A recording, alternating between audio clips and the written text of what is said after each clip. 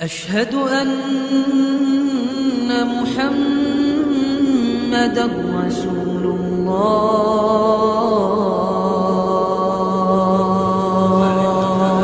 بسم الله الرحمن الرحيم.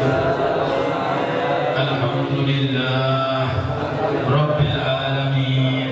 اللهم صل على سيدنا محمد وعلى آله وصحبه وسلم.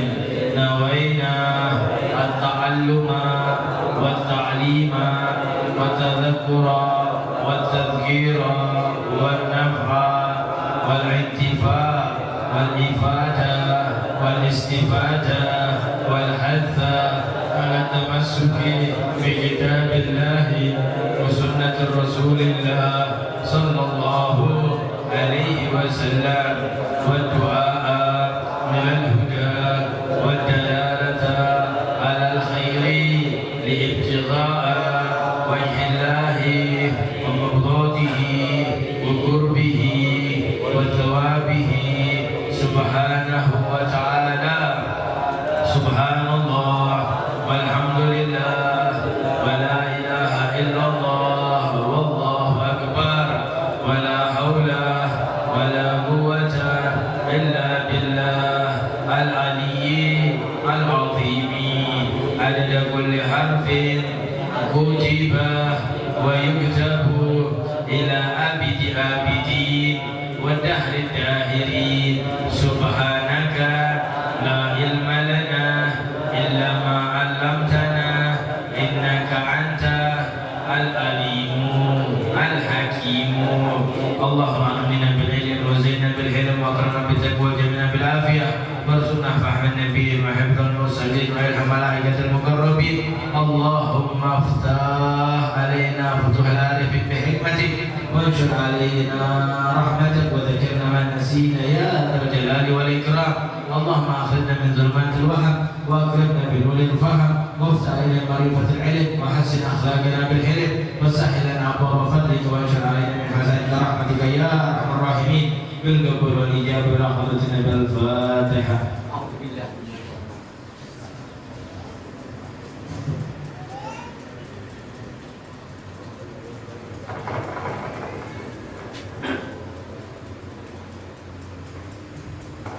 Alhamdulillah wassalatu wassalamu ala rasulillah sayyidina Muhammad ibn Abdillah wa ala alihi wa sahbihi wa man walah wa la hawla wa la quwwata illa billahil aliyyil azim. Amma ba'd.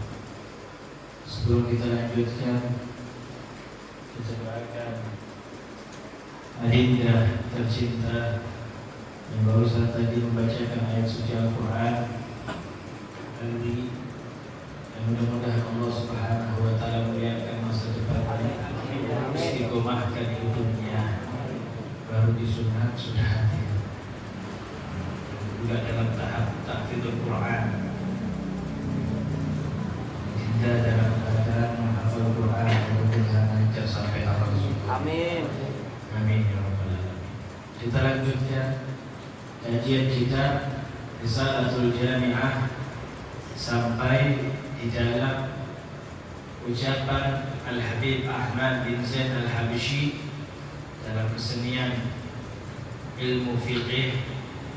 Namun ulama mengatakan kitab Risalatul Jami'ah ini adalah sebuah kitab yang terisi di dalamnya diawali dengan kitab kesenian tauhid, pertengahannya kitab kesenian fiqih, dan penutup daripada kitab ini adalah kesenian ilmu tasawuf.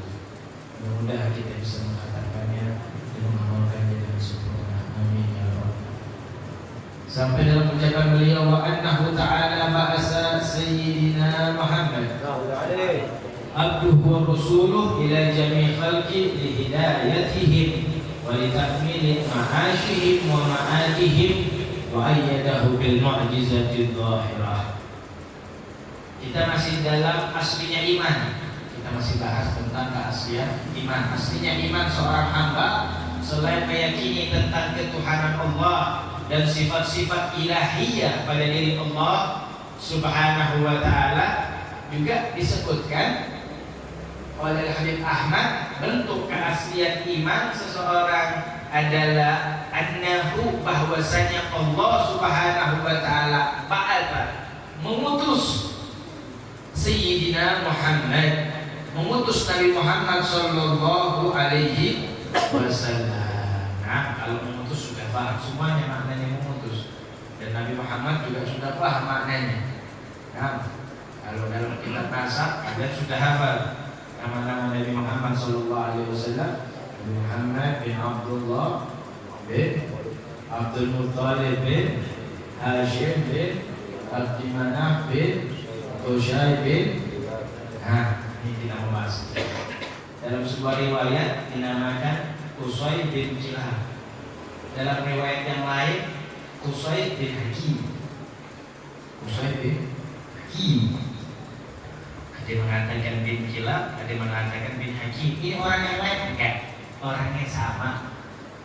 Ada yang mengatakan nama aslinya Kilab, namun beliau bijaksana, karena hampir semua keturunan kakeknya Rasulullah sampai kepada Nabi Adam hampir semuanya menjadi tempat sandaran umat di zamannya. Semuanya hampir tempat sandaran umat di zamannya.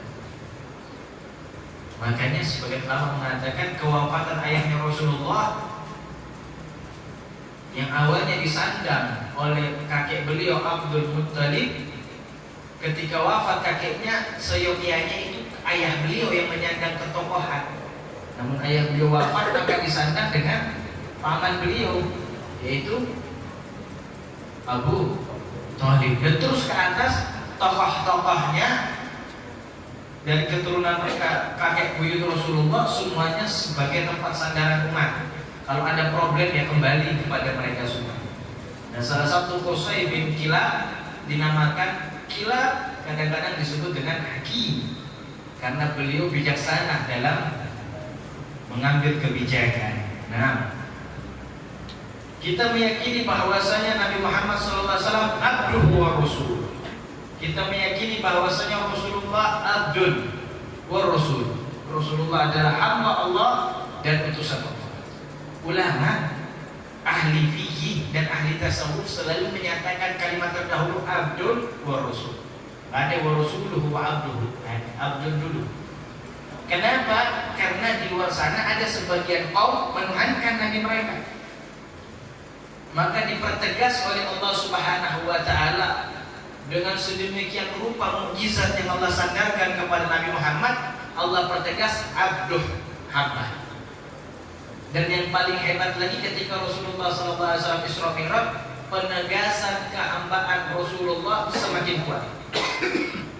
Penegasan kehambaan Rasulullah semakin kuat. Subhanalladzi asra bi'abdihi, hambanya dipertegas lagi. Jadi maka kita dengan keaslian iman meyakini dengan kedalaman kepercayaan dan keyakinan kita Nabi Muhammad hamba Allah.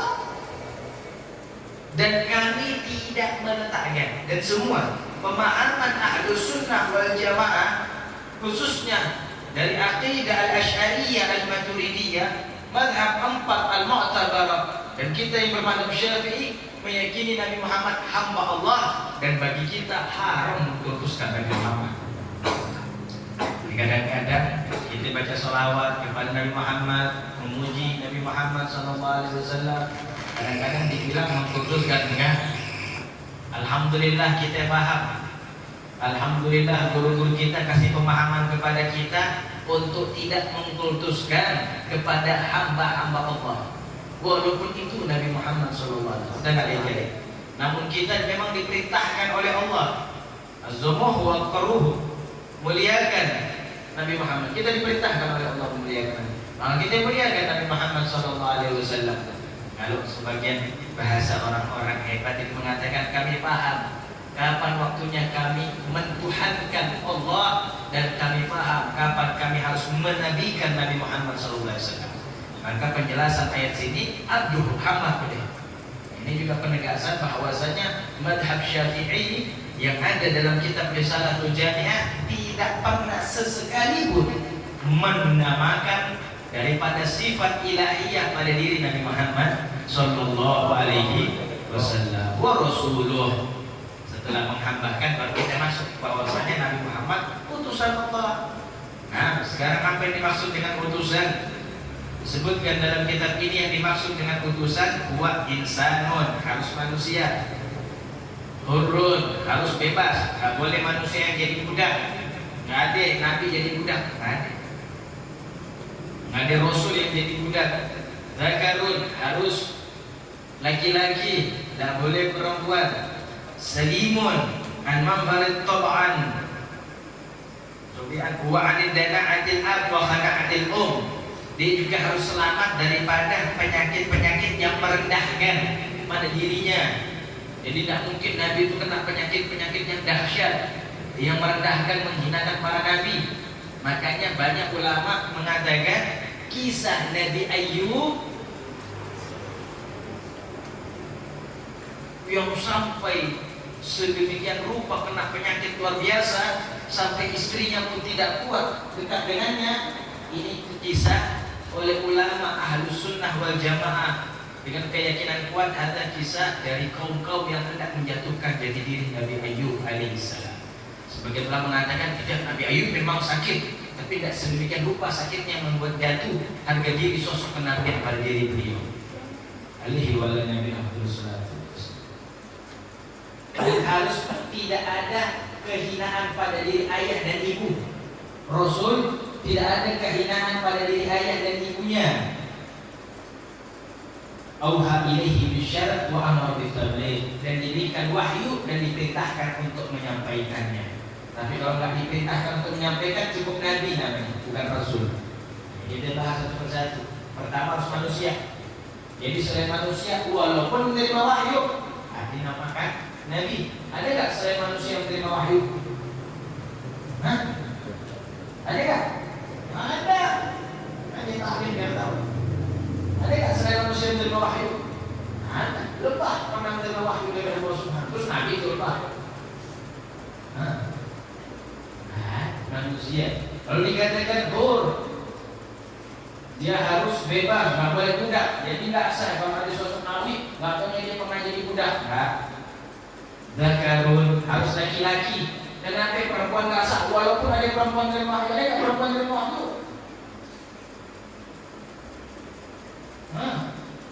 Lihat, ada. Siapa? Siti Maryam, ibunda Nabi Isa, menerima wahyu dari Allah Subhanahu Wa Taala. Terus Nabi, hanya dikatakan kaum salihin. Lalu dikatakan salim. Nah ini yang tadi dibahas tadi tentang Nabi Ayub. Kita harus punya keyakinan. Maka kita meyakini bahwasanya Rasulullah sallallahu alaihi wa ala alihi wasallam adalah seorang hamba Allah dan juga seorang rasul putusan Allah Subhanahu wa taala. Lalu dikatakan ila jami'il khalq, kepada seluruh makhluk. Nabi Muhammad diutus kepada seluruh makhluk. Kalau kaum sebelum Nabi Muhammad, para anbiya'nya diutus kepada kaum-kaum tertentu. Jadi Nabi diutus kepada kaumnya saja, ada kepada beberapa kaum. Tapi kalau Nabi Muhammad semuanya, bukan hanya kaum manusia, bahkan kalangan jin dan manusia. Nabi Muhammad diutus sebagai utusan Allah Subhanahu wa taala. Bahkan ada seorang ulama mengatakan bahwasanya walaupun kepada malaikat, Nabi Muhammad diutus ila jami'il khalqi, insun wal jinn wal malaikah, manusia, jin dan malaikat. Nabi Muhammad diutus kepada mereka semuanya sebagai sosok seorang nabi. Nabi yang lain ya hanya kepada manusia aja, juga kepada kelompok aja. Maka dari itu sepakat ulama dengan adanya kalimat Rasulullah diutus kepada semua makhluk, ini penyempurna kepada nabi-nabi sebelumnya. Maka setelah datang syariat Nabi Muhammad, maka terhapuslah semua syariat sebelum Nabi Muhammad. Nah, sebelum Nabi Muhammad banyak syariat. Syariat Nabi Isa masih ada, syariat Nabi Ibrahim masih ada, syariat Nabi Musa masih ada, syariat Nabi Daud masih ada, dan syariat para nabi-nabi yang lainnya. Namun ketika Nabi Muhammad sudah diutus, terhapus semua syariat. Karena ada syariat yang diutus kepada mereka hanya untuk kaum mereka. Kalau syariat kaum mereka dikasihkan kepada kaum yang lain, bingung nih kamu. Syariatnya Nabi Muhammad sallallahu alaihi wasallam. Nah, untuk apa Nabi Muhammad ini diutus untuk apa? Nabi Ahmad bin Zainal Absyir menegaskan Nabi Muhammad diutus lihidayatihim, untuk memberikan hidayah. Apa sih hidayah? Dalalah al-khair, bukti menuju kebaikan. Bukti menuju kebaikan. Mau baik dan begini jalan. Nabi Muhammad terjadi. Nabi Muhammad diutus untuk itu. Walitakmili ma'asyihim, dan juga untuk menyempurnakan ma'asyihim. Apa ma'asyihim? Hayat dunia. Nabi Muhammad juga diutus untuk menyempurnakan kehidupan dunia kita. Jadi jangan sampai orang berpendapat Nabi Muhammad diutus untuk kehidupan akhirat. Udah ikuti Nabi Muhammad tentang pembahasan akhirat. Kalau pembahasan dunia nggak usah ikuti Nabi Muhammad. Nah, Nabi Muhammad diutus untuk kehidupan dunia kita, ma'asyihim wa ma'adihim. Untuk diutus kehidupan dunia dan juga untuk diutus untuk kehidupan akhirat, ma'adihim, akhirat kita. Makanya ada hukum-hukum jual beli. Ya, syarat-syarat sebelumnya ada yang ada hukum-hukum jual beli mereka. Oke, dalam syariat Nabi Muhammad ada hukum menikah. Pernikahan urusan dunia kan? Ya, pernikahan urusan dunia. Sepakat semuanya yang ada ya. Makanya mengatakan istri itu adalah surga duniawi. Karena urusan dunia ini. Nabi Muhammad dipertegas bahwasanya Nabi Muhammad diutus untuk menyempurnakan urusan dunia. Kalau sampai sini aja kalimatnya, kalau kita ini ngomong meneliti, kalau sampai sini aja kita teliti baik-baik. Nabi Muhammad diutus untuk menyempurnakan urusan dunia kita. Kalau kita teliti, mungkin makna kontekstual, makna redaksinya seperti apa? Makna sirat daripada redaksi itu apa? Manusia yang paling sempurna urusan dunianya, manusia yang paling sempurna dari Nabi Muhammad. Apa itu? Kalimatnya apa? Walitakmili ma'asyihim, untuk diutus Nabi Muhammad untuk menyempurnakan urusan dunia kita. Maka siapa urusan dunia yang paling sempurna? Siapa? Yang paling sempurna dalam mengikuti Nabi Muhammad SAW. Siapa yang paling sempurna mengikuti Nabi Muhammad? Al-ulama al-amili, para ulama yang mengamalkan ilmunya. Makanya nggak salah kalau salah satu guru-guru kita pernah mengatakan yang paling menikmati dunia ya para ulama. Benar ya? Kenapa? Karena Nabi Muhammad diutus untuk menyempurnakan kehidupan dunia kita, dan mereka para ulama yang mengamalkan ilmunya sempurna dalam mengikuti Nabi Muhammad, ataupun hanya kekurangan sedikit dalam mengikuti Nabi Muhammad. Selebihnya mereka lakukan sempurna sudah tidak berarti. Kalau kita kan kaget orang awam. Nabi Muhammad bilang ini yang kita lakuin itu. Nabi Muhammad bilang itu yang kita lakuin ini. Wa ma'adihim, dan juga urusan akhirat kita. Nah, kalau sudah sampai sini kita akan muncul keyakinan bahwasanya selamatnya seseorang baik di urusan dunianya pun juga nanti di urusan akhiratnya mereka yang mengikuti Nabi Muhammad SAW. Sebaliknya orang yang celaka dunia dan celaka akhirat yang tidak mengikuti ajaran Nabi Muhammad SAW. Karena aslinya iman adalah meyakini Nabi Muhammad hamba dan Nabi Muhammad utusan Allah, dan kita meyakini sebagai bentuk keaslian iman kita Nabi Muhammad diutus untuk menyempurnakan urusan dunia kita dan menyempurnakan urusan akhirat kita. Ingat benar. Jadi segala sesuatu yang bertolak belakang dengan urusan dunia yang diajarkan Nabi Muhammad tinggalin. Dan ini juga jawaban bahwasanya orang alim, orang soleh nggak harus dari dunia. Orang Nabi Muhammad ngajarin kita bagaimana sempurna dunia kita. Iya kan? Nabi saya alim. Saya talak 7, bukan talak 3. Saya talak 7. Dikasih handphone minta maaf dunia. Dikasih motor minta maaf dunia. Itu ada yang melakukan begitu. Tolong bawakan ke rumah saya aja, saya terima insya Allah. Kadang-kadang kan itu begitu. Saya mau pulang. Haji. Kebalik ulama-ulama terdahulu kaum saleh, bahkan membagi tasawuf ahli tarekat, bab tasawuf ahli tarekat Syekh Bakar bin Salim, imam tarekat di zamani wa ba'da zaman. Syekh Bakar bin Salim ini pemimpin tarekat ahli sufi. Hatinya ini betul-betul luar biasa, membersihkan hatinya jadi tak enak di dunia. Indonesia ada orang semacam itu. Dikenal dengan Raden Syahid, dikenal dengan Sunan Kalijaga. Masya Allah, belajar kepada Sunan Bonang. Sunan Bonang belajar kepada Sunan apa? Itu Sunan Kalijaga, bersihkan dirinya. Sampai dulu ketika pernah dahulu Sunan Kalijaga ketika ada kaum daripada kaum Majusi meminta hujan dengan menyakiti tubuhnya. Ya. Kaum Majusi itu kalau minta hujan menyakiti tubuhnya. Dibungkul tubuhnya kadang-kadang hanya buat tumbalin orang. Sedang kali jaga melihat, jaga berdoa, tawadu minta kepada Allah Subhanahu Wa Taala, doanya dikabulkan, turun hujan dahsyat dengan petir yang banyak, sempat tergores hatinya. Ada sombong sedikit doanya saya dikabulin. Dan sedang kali jaga, berangkat lagi ke gurunya, datang lagi ke Sunan Bonang, minta belajar lagi di dalam. Bagaimana ta'alaq di dunia lepas? Nah, terus sampai dunia lepas, terikatan dunia lepas. Terus Sunan Bonang orang miskin, Sunan Kalijaga orang miskin. Minta maaf, nanti buka sejarah. Ada Sunan Kalijaga satu orang lain. Jadi, iya, ada para ahli. Di zaman kita satu seorang wali Allah, Habib Abu Bakar Masyhur, seorang wali Allah besar di zaman kita. Sampai disebut mufakir fil Islam, pemikir dalam Islam, Habib Abu Bakar Masyhur. Ulama besar, hari-harinya berlalu dengan bagaimana membersihkan hatinya. Terus dia tinggalin dunia. Enggak, dia orang kaya datang ke Indonesia. Biasanya kalau ada orang datang ke Indonesia berdakwah atau nggak biasa pendakwah dikasih hadiah. Sebaliknya bakal masuk undang, dia dikatakan bakal masuk kasih hadiah. Makin banyaknya fulusnya. Ini menjelaskan bahwasanya betul apa daripada bentuk keaslian iman kita meyakini Nabi Muhammad sebagai seorang hamba dan sebagai utusan Allah, sebagai bentuk kesempurnaan beliau utusan Allah, kita meyakini diutusnya Nabi Muhammad untuk menyempurnakan kehidupan urusan dunia kita dan juga untuk menyempurnakan kehidupan urusan akhirat kita. Mudah-mudahan paham. Wa ayyadahu bil mu'jizati dhahirah. Dan Nabi Muhammad SAW diberikan modal terbaik, yaitu mukjizat yang zahir, mukjizat yang tampak. Tidak ada nabi kecuali diutus dengan mukjizat. Nah, apa sih mukjizat? Sebenarnya kharikul adat. Mukjizat ini adalah perkara yang di luar daripada kebiasaan, di luar dari nalar akal manusia, mengal logika. Perkara-perkara yang keluar dari kebiasaan manusia, perkara-perkara yang keluar dari nalar akal manusia, itu ada 7. Nah, yang kita tahu cuma 2. Mukjizat buat Nabi, karamah buat wali. Ada 7. Nah, pertama kita bahas apa itu mukjizat.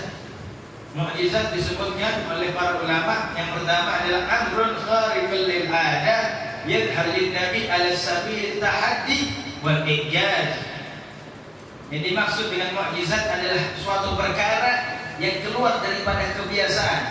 Keluar daripada kebiasaan, kita bisa dalam keluar daripada nalar akal manusia. Yadhhar lin nabi, yang tampak pada diri Nabi, ala sabil tahaddi wal ijaz, sebagai jalan untuk tahaddi, ini bisa tantangan, dan ijaz mukjizat sebagai jalan untuk pembuktian tentang kenabiannya, sebagai jalan pembuktian tentang kenabian. Itu mukjizat. Lalu setelah mukjizat ada yang namanya irhasah. Irhas. Ini kalau ini pernah kalimat irhas ini kalau ente teliti, Habib Ali bin Muhammad Al-Habsyi pernah membawa dalam kitab Sirtujurannya ada kalimat irhasat. Apa irhasat? Irhasat adalah amrun khariqul lil adat ma yadhhar ala yadil anbiya wa bil wahyi. Perkara yang di luar daripada kebiasaan manusia yang tampak pada diri Nabi sebelum kenabian. Nah, kalau mukjizat Nabi Muhammad kan banyak tuh setelah kenabian. Bulan kebelah, ya, Isra Mi'raj, Al-Quran. Itu mukjizat Nabi Muhammad setelah kenabian. Sebelum kenabian banyak ya. Sebelum kenabian kan banyak. Ada yang riwayat Nabi Muhammad sudah berjalan di atasnya ada awan yang ikutin.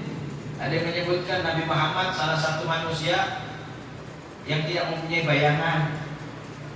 Ya. Ada lagi sebuah riwayat Rasulullah mengatakan, aku ingat ketika aku kecil aku mendengarkan pepohonan dan bebatuan mengucapkan sholawat dan salam kepadaku. Ada semuanya namanya irhas. Apa? Irhas. Keajaiban yang terjadi keluar daripada kebiasaan pada diri Nabi sebelum menerima wahyu. Sama selain Nabi Muhammad juga para nabi-nabi terdahulu banyak. Nabi Isa bisa berbicara baru lahir. Dan masih banyak yang kejadian-kejadian. Nah, setelah irhas ada al-karamah. Karamah apa? karamah amrun kharij walil ada yadhar ala atba'is sunnah min ahli salah wal ma'arif.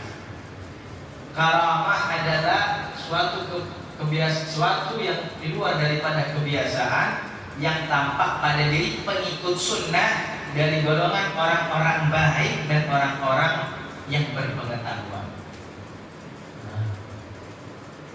Jadi karamah itu sesuatu yang tampak luar biasa pada diri orang-orang yang mengikuti sunnah, mengikuti Nabi Muhammad SAW dari golongan orang-orang baik, aslah orang-orang yang memperbaiki. Ini dai,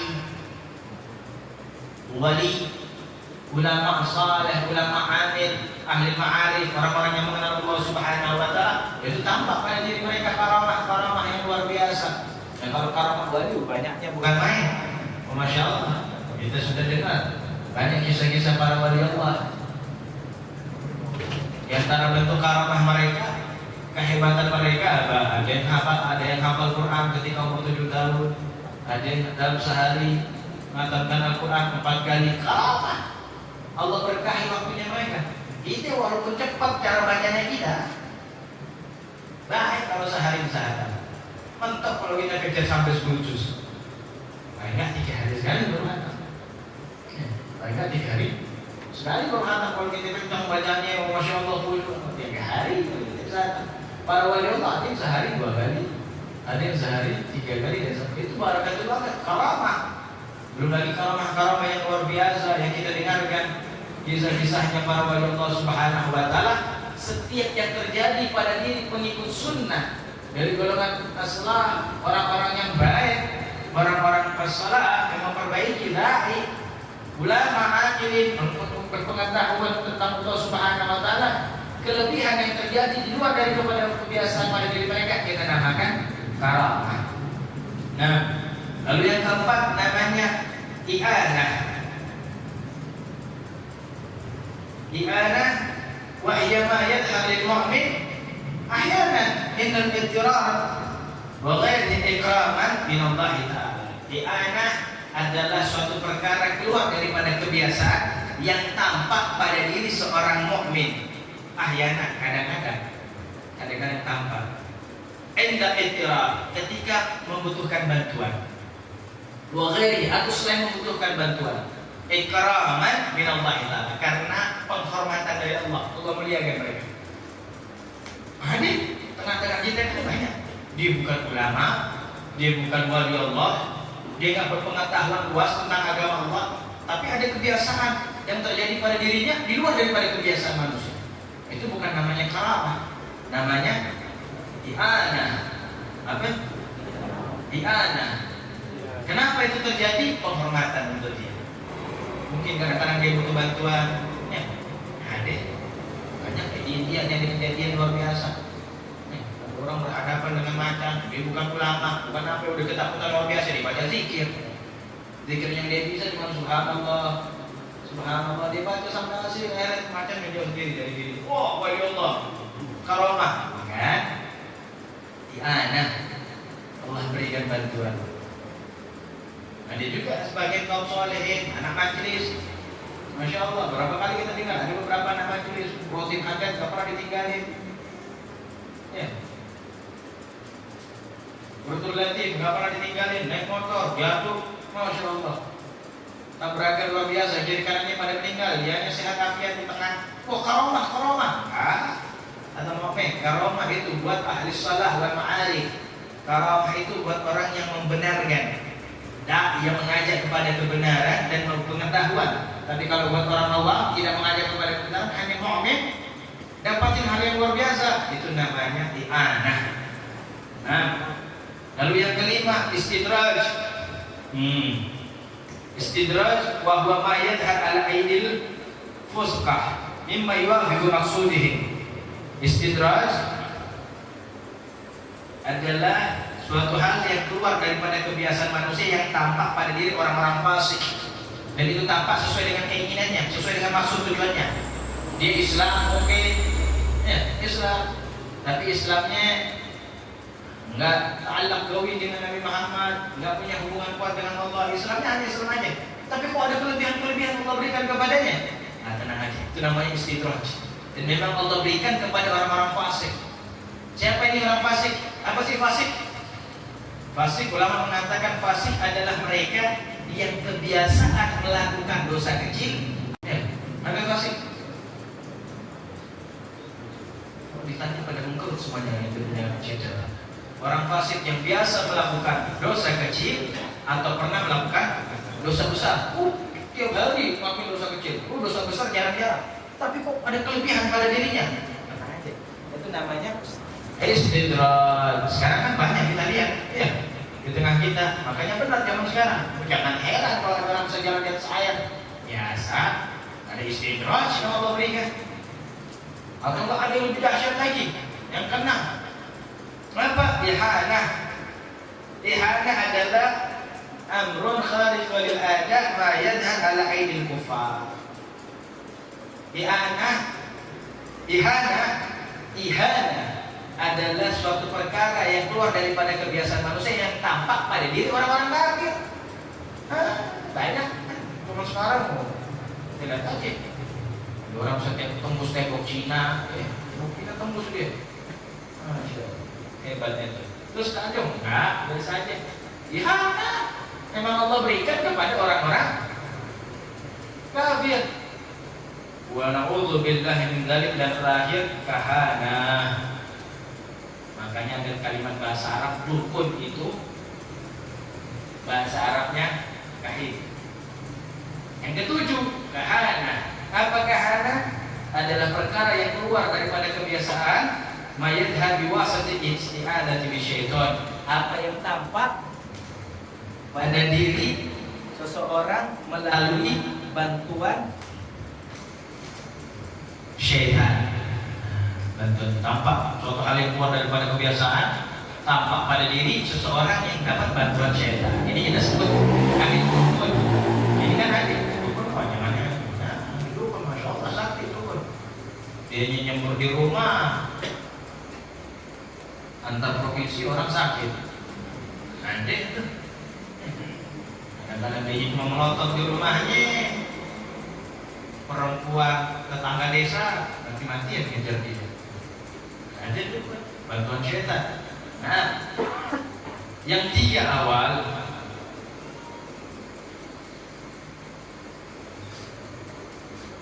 yang tiga akhir, empat awal, ada semuanya bentuk penghormatan Allah Subhanahu wa Ta'ala. Dari karam, dari mukjizat, irhas, karamah, dan ihanah. Ini empat bantuan dari Allah Subhanahu wa Ta'ala kepada hamba Allah yang saleh, yang mukmin, sebagai bentuk penghormatan kepada mereka dan sebagai bentuk pemantapan tentang keyakinan mereka. Nah, yang tiga akhir, istidraj, ihanah, dan kahanah, ini adalah bentuk penghinaan untuk mereka. Penghinaan untuk mereka. Dan untuk membuktikan Allah tidak menginginkan kebaikan kepada mereka, karena mereka kan semakin yakin tentang kekuatan yang mereka miliki. Akhirnya mereka semakin jauh dari Allah Subhanahu wa Ta'ala. Mudah-mudahan kita bisa memahami dengan baik. Mudah-mudahan Allah Subhanahu wa Ta'ala muliakan kita dengan penghormatan pada diri kita. Allah muliakan kita dengan kemuliaan pada diri kita. Amin, amin ya rabbal alamin.